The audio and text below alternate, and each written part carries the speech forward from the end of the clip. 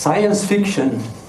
Science fiction, you know, very often helps us understanding the ways things are shaping a dystopic future. Hope that Macaria, we see it in the picture, the Greek goddess of prosperity, will protect us.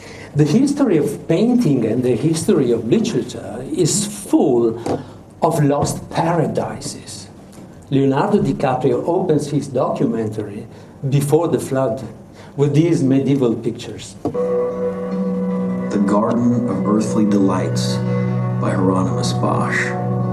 What happened after we were chased from Garden of Eden? Well, that we had to start working hard in order to earn a living, as Bible goes, by the sweat of our brow. We live in an age of social problems and global inequality.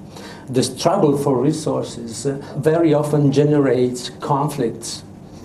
Poverty and environmental degradation go together. In Haiti, one of the world's poorest countries, charcoal is one of the population's main consumables. Technology and green economy can help, provided we focus on sustainability, which traditionally present three aspects. It is the three E's: economics, environment, ethics.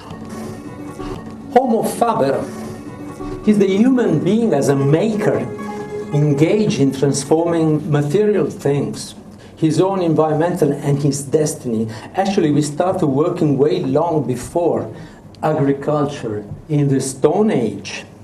But what brought a crucial change in our lives was fire, that is energy, which the Greek hero Prometheus, according to Greek mythology, stole from the gods and determined the fate of humanity.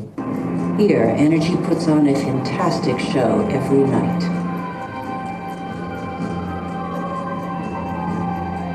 Then came oil.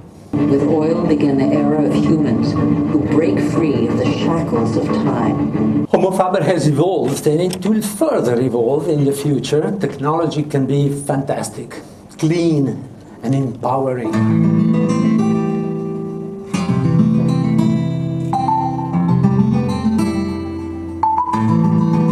Augmented reality.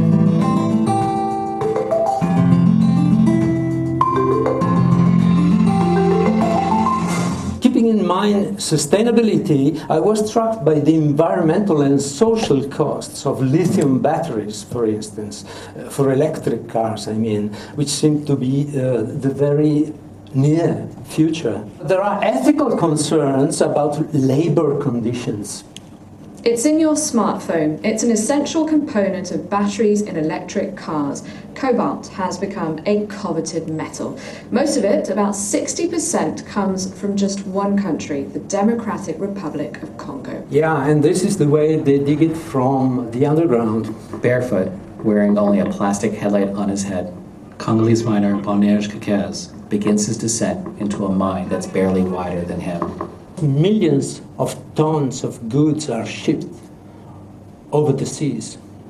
Most consumer goods travel thousands of kilometers from the country of production to the country of consumption. Since 1950, the volume of international trade has increased 20 times over. And how about this device, a spaghetti roller made in China, because moving your hand is too much work? We are creative and willful makers, but we're also polluters and destroyers. Unfortunately, to ship these goods, forests are chopped down for packaging. Trees breathe groundwater into the atmosphere as light mist. They form a canopy that alleviates the impact of heavy rains and protects the soil from erosion. Yeah, since I went to Malaysia and Borneo last year and realized that illegal logging is provoking an environmental disaster, I can't eat anything containing palm oil anymore. That is what the deforestation is aiming at, making place for oil plantation and providing wood for packaging. And there are basic differences between sustainable and non-sustainable economies and behaviors. Responsible consumption, for instance. The more a country develops, the more meat its inhabitants consume. How can growing worldwide demand be satisfied without recourse to concentration camp-style cattle farms?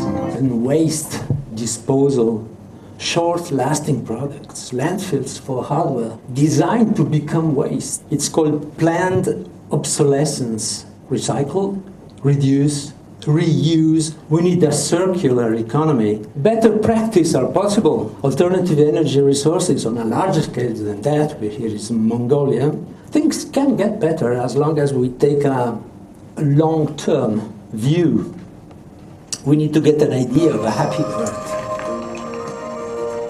I'm trying to understand this deep connection that people have to the forest. She talks about a network of energy that flows through all living things. I'm coming to end with the words of Charles Darwin, the father of the evolutionary theory. He says it's not the strongest of the species that survives, nor the most intelligent, but the one most responsive to change. This is the story of our changing planet and what we can do to help it thrive.